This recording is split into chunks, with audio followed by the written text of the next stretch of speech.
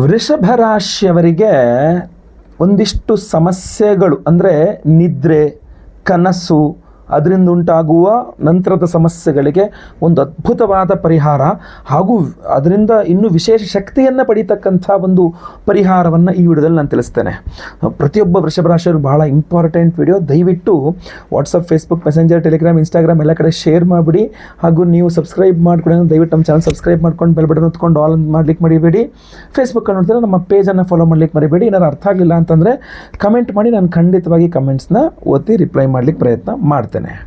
ನೋಡಿ, ಒಂದು ಅದ್ಭುತವಾದಂತಹ ಮಂತ್ರ ಇದೆ, ಸ್ವಪ್ನೇಶ್ವರಿ ಮಂತ್ರ ಅಂತ. ಈ ವಿಡಿಯೋ ಎಂಡಲ್ಲಿ ಅದರ ಬಗ್ಗೆ ತಿಳಿಸ್ತೇನೆ. ಆದರೆ ಆ ಮಂತ್ರದ ಪ್ರಯೋಗದಿಂದ ವೃಷಭ ರಾಶಿಯವರಿಗೆ ಏನೇನು ಅನುಕೂಲವಾಗಲಿದೆ ಅನ್ನುವಂಥದ್ದನ್ನು ನಾನು ನಿಮಗೆ ತಿಳಿಸ್ತೇನೆ.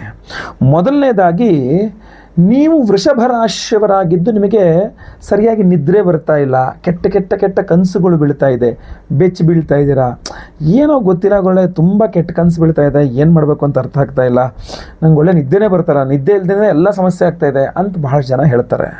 ನೀವು ವೃಷಭ ರಾಶಿಯವರಾಗಿದ್ದರೆ ನಿಮಗೆ ಕೆಟ್ಟ ಕನಸು ಬೀಳಲಿಕ್ಕೆ ಹಲವಾರು ಕಾರಣಗಳಿದೆ. ಅದರಲ್ಲಿ ಮೇಯ್ನಾಗಿ ವೃಷಭ ರಾಶಿಯವರಿಗೆ ದೃಷ್ಟಿ ಜಾಸ್ತಿ, ಎಲ್ಲರೂ ನಿಮ್ಮ ಹತ್ರ ಸೆಳ್ಕೊಂಡ್ಬಿಡ್ತೀರ. ಅಷ್ಟು ಚೆನ್ನಾಗಿ ನೀವು ಹಿಂಗಿರ್ತೀರಾ ಅಂತಂದರೆ ಎಲ್ಲರೂ ಮ್ಯಾಗ್ನೆಟ್ ಥರ ನಿಮ್ಮ ಕಡೆ ಸೆಳ್ಕೊಂಡ್ಬಿಡ್ತೀರ. ಇದರಿಂದಾಗಿ ವೃಷಭ ರಾಶಿಯವರಿಗೆ ಸ್ವಲ್ಪ ನೆಗೆಟಿವಿಟಿ ಜಾಸ್ತಿ, ದೃಷ್ಟಿ ಜಾಸ್ತಿ, ಹಾಗೂ ಬೇರೆ ಬೇರೆ ಬೇರೆ ಬೇರೆ ಕಾರಣಗಳಿಂದನೂ ಕೆಟ್ಟ ಕೆಟ್ಟ ಕನಸುಗಳು ತುಂಬ ಜಾಸ್ತಿ ಬರುತ್ತೆ. ನಿದ್ರೆ ಸರಿಯಾಗಿರಲ್ಲ. ನೀವು ವೃಷಭ ರಾಶಿಯವರು ನಿಮ್ಮ ನಿದ್ರೆ ಸುಧಾರಣೆ ಆಗಬೇಕು, ಒಳ್ಳೆ ನಿದ್ರೆ ಬರಬೇಕು, ಒಳ್ಳೆ ಗಾಢವಾದ ನಿದ್ರೆ ಬರಬೇಕು, ಕೆಟ್ಟ ಕನಸುಗಳು ಬೀಳಲೇಬಾರದು ಅಂತ ಇದ್ದರೆ, ಮನಸ್ಸು ಶಾಂತವಾಗಿರಬೇಕು ಅಂತಾದರೆ ಸ್ವಪ್ನೇಶ್ವರಿ ಮಂತ್ರ ಪ್ರಯೋಗ ಅಥವಾ ಮಂತ್ರದ ಆರಾಧನೆಯನ್ನು ನೀವು ಮಾಡಬೇಕು. ಈ ವಿಡಿಯೋ ಎಂಡಲ್ಲಿ ಕೊಡ್ತೇನೆ. ಬರೇ ಕೆಟ್ಟ ಕನಸು, ಗಾಢ ನಿದ್ರೆ ಅಷ್ಟೇ ಅಲ್ಲ, ಇನ್ನೂ ಹಲವಾರು ವಿಚಾರದಲ್ಲಿ ವೃಷಭ ರಾಶಿಯವರಿಗೆ ಸ್ವಪ್ನೇಶ್ವರಿ ಮಂತ್ರ ಸಹಾಯ ಮಾಡಲಿದೆ. ಅದರಲ್ಲಿ ಬಹಳ ಮುಖ್ಯವಾಗಿ ಅತಿ ಚಿಂತೆ. ನೀವು ತುಂಬ ಮನಸ್ಸಿಗೆ ಏನೋ ಒಂದು ಹಚ್ಕೊಂಡು ಚಿಂತೆ ಮಾಡ್ತಾಯಿದ್ದೀನಿ, ಟೆನ್ಷನ್ಲಿದ್ದೀನಪ್ಪ, ನನ್ನ ಕೇಳಿ ನಂಗೆ ಟೆನ್ಷನ್ ಇದೆ, ನಂಗೆ ಆ ಟೆನ್ಷನಿಂದ ನಿದ್ದೆನೇ ಬರ್ತಾಯಿಲ್ಲ ಅಂತ. ಸೊ ನಿದ್ರೆ ಬರದೇ ಇರಲಿಕ್ಕೆ ಟೆನ್ಷನ್ ಒಂದು ಕಾರಣ, ಯಾವುದೋ ಒಂದು ವಿಚಾರ ಆಗಿರುತ್ತೆ. ಸೊ ಆ ಅತಿಯಾದ ಚಿಂತನೆ ನಿಮಗೆ ಕಡಿಮೆ ಮಾಡ್ತಕ್ಕಂಥದ್ದು ಈ ಸ್ವಪ್ನೇಶ್ವರಿ ಮಂತ್ರ ಪ್ರಯೋಗವಾಗಿರುತ್ತೆ. ಅನಾವಶ್ಯಕವಾಗಿ ಒಂದೇ ವಿಷಯವನ್ನು ತುಂಬ ಯೋಚನೆ ಮಾಡ್ತಾ ಇದ್ದಾಗ ನಿಮಗೆ ಅದು ನಿಮ್ಮ ಮನಸ್ಸಿಗೆ, ನಿಮ್ಮ ನಿದ್ರೆಗೆ, ನಿಮ್ಮ ಜೀವನಚರ್ಯಕ್ಕೆ ಅದು ಬಹಳ ಎಫೆಕ್ಟ್ ಕೊಡುತ್ತೆ. ಸೊ ಅದರಿಂದ ಮನಸ್ಸಿಗೆ ಒಂದು ಸ್ಪಷ್ಟತೆ ಸಿಗಬೇಕು, ನಿರ್ಧಾರ ತೆಗೆದುಕೊಳ್ಬೇಕಾದ್ರೆ ಒಂದು ಸ್ಥಿರತ್ವ ಸಿಗಬೇಕು ಅಂತಾದರೆ, ಅತಿಯಾದ ಚಿಂತೆ ಕಡಿಮೆ ಆಗಬೇಕು ಅಂತಾದರೆ ಸ್ವಪ್ನೇಶ್ವರಿ ಆರಾಧನೆಯನ್ನು ಮಾಡಬೇಕು. ಅಷ್ಟೇ ಅಲ್ಲ, ಅದರಲ್ಲೂ ವಿಶೇಷವಾಗಿ ಸ್ವಪ್ನೇಶ್ವರಿ ಆರಾಧನೆಯನ್ನು ವೃಷಭ ರಾಶಿಯವರು ಮಾಡೋದ್ರಿಂದ ಈ ಕೆಟ್ಟ ಶಕ್ತಿ ಅಥವಾ ನೆಗೆಟಿವ್ ಎನರ್ಜೀಸಿಂದಾಗಿ, ದೃಷ್ಟಿದೋಷದಿಂದಾಗಿ ಏನು ಹಣಕಾಸಿನ ಕೊರತೆ ಅಥವಾ ಹಣಕಾಸಿನ ಅಸ್ಥಿರತೆ ಉಂಟಾಗಿತ್ತಲ್ಲ, ಅದು ಕೂಡ ಕಡಿಮೆ ಆಗುತ್ತೆ. ನಿಮ್ಮ ಖರ್ಚುಗಳು ನಿಯಂತ್ರಣಕ್ಕೆ ಬರುತ್ತೆ, ಉಳಿತಾಯ ಹೆಚ್ಚಾಗತ್ತೆ. ಬಹಳಷ್ಟು ಜನ ನಿಮ್ಮ ಆದಾಯವನ್ನು ನೋಡಿ, ನಿಮ್ಮ ಉಳಿತಾಯವನ್ನು ನೋಡಿ ದೃಷ್ಟಿ ಹಾಕಿ ನಿಮಗದೊಂದಿಷ್ಟು ಕೆಟ್ಟ ಪರಿಣಾಮವನ್ನು ಕೊಟ್ಟು ನಿಮಗೆ ಬಹಳ ಸಮಸ್ಯೆ ಆಗ್ತಾ ಇರುತ್ತಲ್ಲ, ಅದೆಲ್ಲ ಸರಿ ಮಾಡುತ್ತೆ ಸ್ವಪ್ನೇಶ್ವರಿ ಮಂತ್ರ. ಅದನ್ನೆಲ್ಲ ಸರಿ ಮಾಡುತ್ತೆ. ಅಷ್ಟೇ ಅಲ್ಲ, ನಿಮ್ಮ ಕುಟುಂಬ ಮತ್ತು ದಾಂಪತ್ಯ ಜೀವನಗಳಲ್ಲಾಗುವ ವ್ಯತ್ಯಾಸಗಳನ್ನು ಸಹ ಸ್ವಪ್ನೇಶ್ವರಿ ಮಂತ್ರವನ್ನು ಕಡಿಮೆ ಮಾಡುತ್ತೆ. ಮಿಸ್ಅಂಡರ್ಸ್ಟ್ಯಾಂಡಿಂಗ್ ಆಗುತ್ತೆ ನಿಮಗೆ.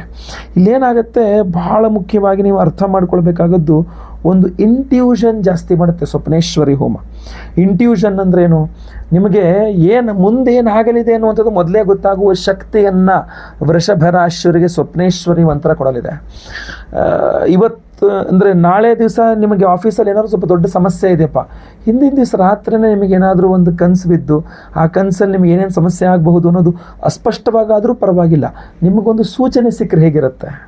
ನಿಮಗೆ ನಾಳೆ ಯಾರಿಂದಲೋ ಮೋಸ ಆಗಬಹುದು, ನೀವು ನಾಳೆ ಏನನ್ನೋ ಕಳೆದುಕೊಳ್ಳಬಹುದು, ನಿಮಗೆ ನಾಳೆ ಏನೋ ಸಮಸ್ಯೆ ಆಗ್ಬೋದು, ಅಥವಾ ನಿಮಗೆ ನಾಳೆ ಏನೋ ಒಳ್ಳೆಯದಾಗಬಹುದು. ಇದೇನೋ ಒಂದು ಒಳ್ಳೆಯ ಅವಕಾಶ ಸಿಗ್ಬೋದು ಅನ್ನೋಂಥದ್ದು ಹಿಂದಿನ ಸಹ ಕನಸಲ್ಲೇ ಸಿಕ್ಬಿಟ್ರೆ, ಅಂದರೆ ಒಂದು ಸೂಚನೆ, ನಾನು ಸ್ಪಷ್ಟತೆ ಅಂತಲ್ಲ, ಒಂದು ಸೂಚನೆ ಸಿಕ್ಕಿದ್ರೂ ಸಹ ನಿಮಗೆ ಒಂದು ಕ್ಲಾರಿಫಿಕೇಷನ್ ಸಿಕ್ಕಂಗಾಗತ್ತೋ, ನನಗೇನೋ ಒಂದಿದೆ, ಅದು ಇಂಟ್ಯೂಷನ್ ಅಂತೀವಿ. ಕನಸಿನಲ್ಲೇ ಅದು ಸಿಗುವಂಥ ಶಕ್ತಿ ನಿಮಗೆ ಕೊಡುವಂಥದ್ದು. ಭಾಳಷ್ಟು ಜನ ಹೇಳ್ತಾರೆ, ನನಗೇನೋ ಇಂಟ್ಯೂಷನ್ ಇತ್ತು, ನನಗೆ ಹಿಂಗಾಗುತ್ತೆ ಅಂತ, ಅದಕ್ಕೋಸ್ಕರ ನಾನು ಇದು ಮಾಡಿದೆ ಅಂತ. ನೀವು ಅನ್ಕೊಂಡ್ರೆ ಲೆಕ್ಕ ಬೈ ಚಾನ್ಸ್ ಅವನಿಗೆ ಮಾಡ್ದ, ಅದೇ ಟೈಮಿಗೆ ಅದು ಹಿಂಗೆ ಆಗೋಯ್ತು, ಎಲ್ಲ ಕೂಡು ಬಂದ್ಬಿಡ್ತು ಅವನಿಗೆ ಅಂತ. ಎಲ್ಲ ಕೂಡು ಬಂದ್ಬಿಡೋದಂದರೆ ಅಲ್ಲಿ ಈ ಥರ ಶಕ್ತಿ ಅವನಿಗೆ ಪಾಸಿಟಿವ್ ಎನರ್ಜಿ ಕೂಡಿ ಬರ್ತಕ್ಕಂಥದ್ದು. ಸೊ ಅವ್ರು ಏನೋ ಒಂದು ಕನಸು ಬಿದ್ದಿರುತ್ತೆ, ಏನೋ ಒಂದು ಮನಸ್ಸಿಗೆ ಗೊತ್ತಾಗ್ತಾ ಇರುತ್ತೆ. ಬಹಳಷ್ಟು ಜನ ಕೇಸಲ್ಲಿ ನಾನು ನೋಡಿದ್ದೀನಿ, ಮಾಟ ಮಂತ್ರ ಆಗಿರ್ತಕ್ಕಂಥದ್ದು, ವೃಷಭ ರಾಶಿಯವರಿಗೆ ಮಾಟ ಮಂತ್ರ ಆಗಿರ್ತಕ್ಕಂಥದ್ದು ಸಹ ಸ್ವಪ್ನೇಶ್ವರಿ ಆರಾಧನೆಯಿಂದ ಮುಂಚೆನೇ ಗೊತ್ತಾಗ್ಬಿಡುತ್ತೆ ಅವರಿಗೆ. ಅಂದರೆ ಈ ಪ್ರಸಾದವನ್ನು ಸ್ವೀಕಾರ ಮಾಡಿದಂಥವ್ರು ಬಹಳಷ್ಟು ಜನ ಹೇಳ್ಕೊಂಡಿದ್ದಾರೆ, ನನಗೆ ಯಾರೋ ಏನೋ ಮಾಡ್ತಾರೆ ನನಗೆ ಗೊತ್ತಾಗ್ಬಿಡುತ್ತೆ, ಕನಸಲ್ಲಿ ಗೊತ್ತಾಗ್ಬಿಡುತ್ತೆ, ಬರ್ತಾಯಿತ್ತು ನನಗೆ ಕನಸು ಬಿದ್ದು ಗೊತ್ತಾಗುತ್ತೆ, ಅಥವಾ ನನಗೊಂದು ಅನುಮಾನ ಇತ್ತು, ನನಗೆ ಒಂದು ಕನಸಲ್ಲಿ ಸ್ಪಷ್ಟತೆ ಸಿಕ್ತು, ನೀವು ಒಂದು ಸಲ ಪ್ರಶ್ನೆ ಹಾಕಿ ನೋಡಿ ಹೇಳಿ ಗುರುಗಳೇ ಅವರೇನಾ ಅಂತ ಹೇಳ್ಬಿಟ್ರು. ಹೇಳ್ತೀನಿ ಇಲ್ಲಪ್ಪ ನಾವು ಹಾಗೆಲ್ಲ ನೋಡಲ್ಲ, ಬಟ್ ಏನೋ ಒಂದು ಈಗ ಊರ ಮೇಲೆ ಇರೋ ಮುಳ್ಳೆಲ್ಲ ತೆಗಿಯೋಕ್ಕಾಗಲ್ಲ, ನಮ್ಮ ಕಲಿ ಚಪ್ಪಲಿ ಹಾಕೊಂಡು ಹೋಗ್ಬೇಕಷ್ಟೇ ನಾವು. ಸೊ ಅದರಿಂದ ನಮ್ಮ ರಕ್ಷಣೆ ನಾವು ಮಾಡ್ಕೊಳ್ಬೇಕು ಅಂತ ಭಾಳ ಜನಕ್ಕೆ ಅನುಮಾನ ಇರ್ತದೆ, ಯಾರಿಂದ ನಮ್ಗೆ ತೊಂದರೆ ಆಗ್ತಾಯಿದೆ, ಯಾರು ನನ್ನ ಶತ್ರು, ಯಾರು ನನಗಿದು, ನನಗೆ ಅದು ಗೊತ್ತಾಗ್ತಾ ಇಲ್ವಲ್ಲ, ಗೊತ್ತಾದರೆ ಯಾರು ನನ್ನ ರಕ್ಷಣೆ ಮಾಡ್ಕೊಬೋದಿತ್ತಲ್ಲ ಅಂತ. ಸ್ವಪ್ನೇಶ್ವರಿ ಆ ದೇವಿ ವೃಷಭ ರಾಶಿಯವ್ರಿಗೆ ಆ ಇಂಟ್ಯೂಷನ್ ಕೊಟ್ಬಿಡ್ತಾಳೆ, ಅಪ್ಪ ಇಲ್ಲಿಂದ ಸಮಸ್ಯೆ ನೀವು ಹುಷಾರಾಗಿರು ಅಂತೇಳಿ. ಸೊ ಇದೆಲ್ಲ ಸ್ವಪ್ನೇಶ್ವರಿ ಹೋಮದ ಒಂದು ಅದ್ಭುತ ಮಂತ್ರದ ಒಂದು ಶಕ್ತಿ ಅದು ನಿಮಗೆ. ಅದಕ್ಕೆ ವೃಷಭ ರಾಶಿಯವರು ಯಾವ ರೀತಿಯಲ್ಲಿ ಅದು ಆರಾಧನೆ ಮಾಡ್ಕೊಳ್ಬೇಕು ಅನ್ನುವಂಥದ್ದನ್ನು ವಿಶೇಷ ಸಿಂಪಲ್ ಪರಿಹಾರವನ್ನು ಸಹ ಹೇಳ್ತೇನೆ ನಾನು. ಕೆಟ್ಟ ಕನಸುಗಳು ಬೀಳಬಾರದು ಅಥವಾ ತಕ್ಷಣಕ್ಕೆ ಪರಿಹಾರ ಸಿಗಬೇಕು ಅಂದರೆ ಸಿಂಪಲ್ ಪರಿಹಾರ ನಾನು ಹೇಳ್ತಕ್ಕಂಥದ್ದು ಒಂದಿದೆ, ತುಂಬ ಚೆನ್ನಾಗಿ ವರ್ಕೌಟ್ ಆಗುತ್ತೆ, ಅದು ಕೆಲಸ ಮಾಡುತ್ತದು. ನಿಮಗೆ ರಾತ್ರಿ ಮಲ್ಕೊಂಡಾಗ ಕೆಟ್ಟ ಕನಸು ಬಿತ್ತು, ರಪ್ ಅಂತ ಎಚ್ಚರ ಆಯಿತು ಅಂತ ಅಂದ್ಕೊಳ್ಳಿ. ಬಹಳ ಸಿಂಪಲ್ಲಾಗಿ ನೀವು ಮಾಡಬೇಕಾಗಿರೋದು, ನೀವು ಯಾವ ಕಡೆ ಕಾಲು ಹಾಕ್ಕೊಂಡು ಮಲ್ಕೊಂಡಿದ್ರಲ್ಲ ಆ ಕಡೆ ತಲೆ ಹಾಕ್ಕೊಂಡು ಮಲ್ಕೊಳ್ಳಿ, ಯಾವ ಕಡೆ ತಲೆ ಹಾಕ್ಕೊಂಡು ಮಲ್ಕೊಂಡಿದ್ರಲ್ಲ ಆ ಕಡೆ ಕಾಲು ಹಾಕ್ಕೊಂಡು ಮಲ್ಕೊಳ್ಳಿ. ಉಲ್ಟಾ ನೀವು ಏನು ಮಲ್ಕೊಂಡಿದ್ರೋ, ಈಗ ಪೂರ್ವಕ್ಕೆ ತಲೆ ಹಾಕಿ ಪಶ್ಚಿಮಕ್ಕೆ ಕಾಲು ಹಾಕೊಂಡು ಮಲ್ಕೊಂಡಿದ್ರಿ, ರಪ್ ಅಂತ ಎಚ್ಚರಾದಿ ಭಯಕ್ಕೆ ಆಗ್ತಾ ಇದೆಯಾ, ಪಶ್ಚಿಮಕ್ಕೆ ತಲೆ ಹಾಕ್ಕೊಂಡು ಪೂರ್ವಕ್ಕೆ ಕಾಲು ಹಾಕೊಂಡು ಮಲ್ಕೊಂಬಿಟ್ರೆ ಆಗೋಯ್ತು. ಜಸ್ಟ್ ಸಿಂಪಲ್ ವರ್ಷ ಮಲ್ಕೊಂಬಿಟ್ರೆ ಆಗೋಯ್ತು. ಇದು ತುಂಬ ಚೆನ್ನಾಗಿ ಕೆಲಸ ಮಾಡುತ್ತೆ, ನೀವು ಟ್ರೈ ಮಾಡಿ ನೋಡಿ. ಯಾವಾಗ ಕೆಟ್ಟ ಕನಸು ಬಿದ್ದು ಬೆಚ್ಚ ಬಿದ್ದಿದ್ದಾಗಾದರೂ ಇದೊಂದು ಸಿಂಪಲ್ಲಾಗಿ ಟ್ರೈ ಮಾಡಿ. ಮೊದಲನೇದು. ಎರಡನೇ ಸಿಂಪಲ್ ಪರಿಹಾರ, ಯಾವಾಗಲೂ ಸಹ ಮನೆ ಒಳಗಡೆ, ನೀವೇನು ಬೆಳಗ್ಗೆ ಕೆಲಸಕ್ಕೋ ಬಿಸ್ನೆಸ್ಗೋ ಏನಕ್ಕೆ ಒಳಗೆ ಹೋಗ್ತೀರಾ, ಸಂಜೆ ರಾತ್ರಿ ಮನೆ ಒಳಗೆ ಬರ್ತೀರಾ, ಸಂಜೆ ರಾತ್ರಿ ಮನೆ ಒಳಗೆ ಬಂದಾಗ ಸೀದಾ ಮನೆ ಒಳಗೆ ಬಂದ್ಬಿಡಬಾರ್ದು, ಕೈಕಾಲು ತೊಳ್ಕೊಂಡು ಮನೆ ಒಳಗೆ ಬರಬೇಕು. ಯಾರಿಗೆ ಮನೆ ಒಳಗಡೆ ಕೈಕಾಲು ತೊಳ್ಕೊಂಡು ಮನೆ ಒಳಗಡೆ ಬರುವ ಅವಕಾಶ ಇಲ್ಲ ಅಂಥವ್ರು ಸೀದಾ ಮನೆ ಒಳಗಡೆ ಬಂದ್ಮೇಲೆ ಸೀದಾ ಫಸ್ಟ್ ಬಾತ್ರೂಮ್ಗೆ ಹೋಗ್ಬಿಟ್ಟು ಕೈಕಾಲು ತೊಳ್ಕೊಂಡು ಅಲ್ಲಿ ಒಂದು ನಾಟಿ ಹಸುವಿನ ಗಂಜಲ ಇಟ್ಕೋಬೇಕು ಒಂದು ಸ್ವಲ್ಪ, ಆಯಿತಾ. ಅದೀಗ ನಿಮಗೆ ಯಾವತ್ತಿಗೂ ಹಾಳಾಗದೇ ಇರತಕ್ಕಂಥ ನಾಟಿ ಹಸುವಿನ ಗಂಜಲ ಸಿಗುತ್ತೆ, ಅರ್ಕ ಅಂತ ಹೇಳ್ತಾರೆ, ಗೋಮೂತ್ರ ಅರ್ಕ ಅಂತ. ಅದನ್ನು ಒಂದು ಬಕೆಟ್ ನೀರಿಗೆ ಒಂದೊಂದು ಸ್ಪೂನ್ ಅಷ್ಟು ಹಾಕ್ಕೊಂಡು ಆ ಬಕೆಟ್ ನೀರಿನಲ್ಲೇ ಕೈಕಾಲು ಮುಖ ತೊಳ್ಕೊಂಡು ತಲೆಗೊಂದು ಸ್ವಲ್ಪ ಸಿಂಪಡಿಸ್ಕೊಳ್ತಕ್ಕಂಥದ್ದು ಅತ್ಯುತ್ತಮ. ಅದರ ನಂತರನೇ ಮುಂದೆ ಏನಿದ್ರು ಸಹ ಮಾಡ್ತಕ್ಕಂಥದ್ದು. ಹಾಗೂ ಮೂರನೇದಾಗಿ ಈ ಕೆಟ್ಟ ಕೆಟ್ಟ ಕನಸುಗಳು ಬೀಳ್ತಕ್ಕಂಥವ್ರು ಬಹಳ ಮುಖ್ಯವಾಗಿ ಆರಾಧನೆ ಮಾಡ್ಕೊಳ್ತಕ್ಕಂಥ ಸ್ವಪ್ನೇಶ್ವರಿ ಮಂತ್ರವನ್ನು ನಾನು ಇವಾಗ ಹೇಳ್ತೇನೆ ನಿಮಗೆ, ಈ ವಿಡಿಯೋ ಎಂಡಲ್ಲಿ ಹೇಳ್ತೇನೆ. ಈ ಮಂತ್ರವನ್ನು ಪ್ರತಿದಿನ ರಾತ್ರಿ ಮಲಗುವ ಮುನ್ನ ಕೈಕಾಲು ಮುಖ ತೊಳ್ಕೊಂಡು ಬಂದು ನೀವು ಹಾಸಿಗೆಯಲ್ಲಿ ಕೂತ್ಕೊಂಡರು ಒಂದು ಕೂತ್ಕೊಂಡು ಶ್ರದ್ಧೆಯಿಂದ ಕೇಳಬೇಕು ಅದನ್ನು. ಆ ಮಂತ್ರವನ್ನು ಮಿನಿಮಮ್ ಒಂದು 54 ಬಾರಿಯೋ 28 ಬಾರಿಯೋ 108 ಬಾರಿಗೆ ಆದರೆ ಸಾಧ್ಯ ಆದರೆ ಅದನ್ನು ಕೇಳಿಸ್ಕೊಳ್ತಕ್ಕಂಥ ರಿಪೀಟೆಡ್ ಆಗಿ ಕೇಳಿಸ್ಕೊಳ್ತಕ್ಕಂಥದ್ದು ಇದೆಯಲ್ಲ, ಅದು ನಿಮ್ಮಲ್ಲಿ ಲುಪ್ತವಾಗಿ ಅಂದರೆ ನಿಮ್ಮಲ್ಲಿ ಸೇರ್ಕೊಳ್ತದೆ. ಅದ್ಭುತವಾಗಿ ಅಮ್ಮನವರ ಶಕ್ತಿ ನಿಮ್ಮ ಸುತ್ತಲೂ ಒಂದು ಆರಾ ತುಂಬ ಚೆನ್ನಾಗಿ ಜನರೇಟ್ ಮಾಡ್ತದೆ. ಇದಕ್ಕೂ ಪವರ್ಫುಲ್ ಆಗಿರ್ತಕ್ಕಂಥ ಸ್ವಪ್ನೇಶ್ವರಿ ಆರಾಧನೆ ಬೇಕು ಅಂತಂದರೆ ನಾವೇ ಮಾಡ್ತಾ ಇರ್ತಕ್ಕಂಥ ಸ್ವಪ್ನೇಶ್ವರಿ ಹೋಮ. ಏಪ್ರಿಲ್ 17ನೇ ತಾರೀಕು ಅಮಾವಾಸ್ಯೆ ಶುಕ್ರವಾರದ ದಿವಸ ನಮ್ಮ ಯಾಗಶಾಲೆಯಲ್ಲಿ ನಾವು ಈ ಮಹಾ ಸ್ವಪ್ನೇಶ್ವರಿ ಹೋಮವನ್ನು ಮಾಡ್ತಾ ಇದ್ದೇವೆ. ಈ ಸ್ವಪ್ನೇಶ್ವರಿ ಮಂತ್ರ ನನಗೆ ಮುಂದೆ ಹೇಳಲಿದ್ದೇನೆ. ಇದೇ ಮಂತ್ರದಿಂದ ಹೋಮವನ್ನು ಮಾಡ್ತೇವೆ, ಅದು ವಿಶೇಷವಾಗಿರ್ತಕ್ಕಂಥ ದ್ರವ್ಯಗಳಿಂದ. ಅಮಾವಾಸ್ಯೆ ಪರ್ವದಿನ ಶುಕ್ರವಾರ, ಅಮ್ಮನವರ ವಾರ, ಅಮಾವಾಸ್ಯೆ ಪವರ್ಫುಲ್ಲಾಗಿ ಎರಡರ ಕಾಂಬಿನೇಷನ್ ತುಂಬ ಅದ್ಭುತವಾಗಿದೆ. ಶುಕ್ರವಾರ ಅಮಾವಾಸ್ಯೆ ಬಂದಿರತಕ್ಕಂಥದ್ದು ಹಾಗೂ ವಿಶೇಷವಾಗಿ ದೇವಿಯ ಆರಾಧನೆ, ಅದು ಸ್ವಪ್ನೇಶ್ವರಿ ಆರಾಧನೆ ಮಾಡಿ ವಿಶೇಷವಾಗಿರತಕ್ಕಂತಹ ಒಂದು ಕೃಷ್ಣ ಕೀಲಕ ರತ್ನವನ್ನು ಕೊಡ್ತಾ ಇದ್ದೇವೆ ಪ್ರತಿಯೊಬ್ಬರಿಗೂ ಸಹ. ಈ ಕೃಷ್ಣ ಕೀಲಕ ರತ್ನ ಇದೆಯಲ್ಲ, ಬಹಳ ಪವರ್ಫುಲ್ ಆಗಿರತಕ್ಕಂಥ ರತ್ನ ಇದು. ಇದು ನಿಮ್ಮ ಬಾಡಿಗೆ ಅಡ್ಜಸ್ಟ್ ಆಗಿಬಿಟ್ರೆ ಒನ್ಸ್ ನಿಮಗೆ ಯಾವುದೇ ರೀತಿಯಲ್ಲಿ ಒಮ್ಮೆ ನಿಮ್ಮ ಶರೀರಕ್ಕೆ ಇದು ಅನುಗುಣವಾಗಿ ಇದಾಗ್ಬಿಟ್ರೆ ಮತ್ತೆ ಪುನಃ ಅದು ಯಾವುದೇ ನೆಗೆಟಿವ್ ಎನರ್ಜಿ ನಿಮ್ಮ ಇದಕ್ಕೆ ಬರ್ದಿರಂಗೆ ನೋಡ್ಕೊಳ್ಳುತ್ತೆ, ಅಷ್ಟು ಶಕ್ತಿಯುತವಾಗಿರತಕ್ಕಂಥದ್ದು. ಈ ಒಂದು ಕೃಷ್ಣಕೀಲಕ ರತ್ನವನ್ನು ಅಮಾವಾಸ್ಯೆ ಶುಕ್ರವಾರದ ದಿವಸ ಸ್ವಪ್ನೇಶ್ವರಿ ಹೋಮ, ಮಹಾ ಸ್ವಪ್ನೇಶ್ವರಿ ಹೋಮದಲ್ಲಿ ಎನರ್ಜೈಸ್ ಮಾಡಿದಾಗ, ಇನ್ನು ಹಲವಾರು ಬೇರೆ ಬೇರೆ ಹೋಮಗಳನ್ನು ಮಾಡ್ತಾ ಇದ್ದೇವೆ.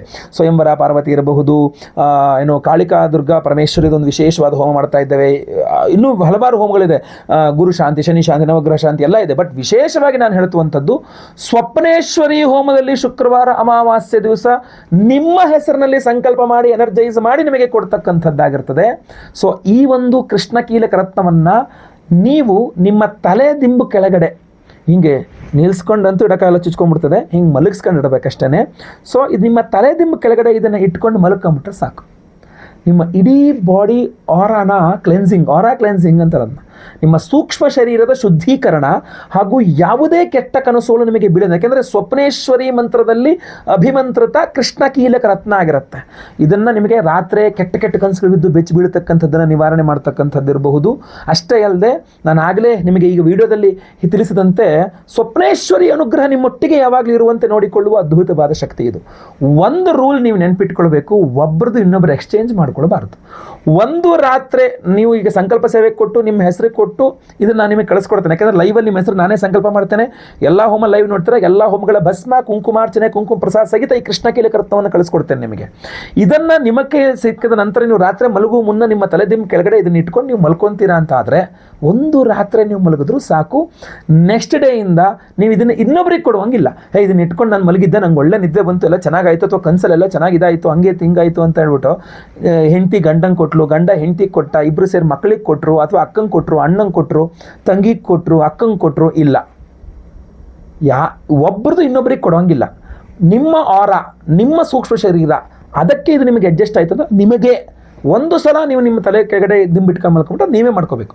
ಸೊ ನೀವೇ ಇಟ್ಕೋಬೇಕು, ಅದನ್ನು ಇನ್ನೊಬ್ಬರಿಗೆ ಕೊಡುವಂತಿಲ್ಲ. ಆವಾಗ ದುಸ್ವಪ್ನಗಳು ಹೆಚ್ಚಾಗ್ಬಿಡುತ್ತೆ, ಬೇರೆ ರೀತಿ ಆಗುತ್ತೆ. ಸೊ ಅದರಿಂದ ನೀವು ಇದನ್ನು ಸಂಕಲ್ಪ ಸೇವೆಗೆ ಹೆಸರು ಕೊಟ್ಟರೆ ಸ್ಕ್ರೀನ್ ಮೇಲೆ ಕಾಣುವಂಥ ನಂಬರ್ಗೆ ನಿಮ್ಮ ಹೆಸರು, ಗೋತ್ರ ಗೊತ್ತಿದ್ರೆ, ನಕ್ಷತ್ರ ಗೊತ್ತಿದ್ರೆ, ರಾಶಿ ಗೊತ್ತಿದ್ರೆ ಬೇಗ ವಾಟ್ಸಪ್ ಮಾಡ್ಕೊಳ್ಳಿ. ಇಲ್ಲ ಹೆಸರು ವಿಳಾಸ ಅಷ್ಟೇ ಗೊತ್ತಿದ್ರು ಪರವಾಗಿಲ್ಲ, ವಾಟ್ಸಪ್ ಮಾಡ್ಕೊಳ್ಬಹುದು.